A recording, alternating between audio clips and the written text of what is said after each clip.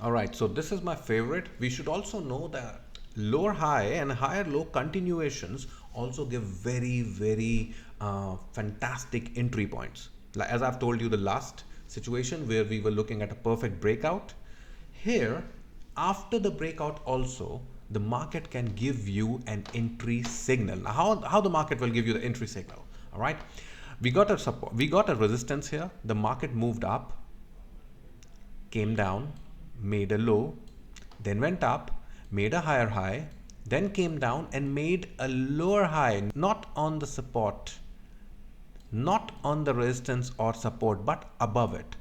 So now when the market has created a new lower high, this is also a very important place for us to take an entry, because if the market, see, I'll show you how the market will come.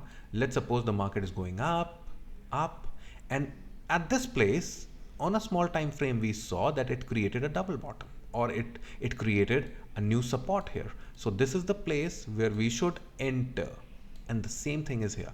It came down, okay, and then it made a new support and it started going up. So this is the place where we entered after the confirmation. On a small time frame we will be looking at this area, you get that? On a small time frame we will be looking at that area, and then if we take this type of trade with a continuation of lower highs and higher lows, it always goes above the last swing which is available.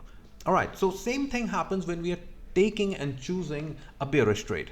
Market is coming down, it hits the support, as you can see here. After hitting the support, it creates a lower high and then comes down, breaking out the support. When it comes down and creates a lower low, a new lower low, then it goes and retests to a new place, but in this place it will give us at this point a lot of resistances on small time frames. Now those resistances on the small time frames we just have to mark, and then we can take our entry something like here, which is a safe entry, keeping the top of that candle as our stop loss, and move extreme down. I hope you guys understood this.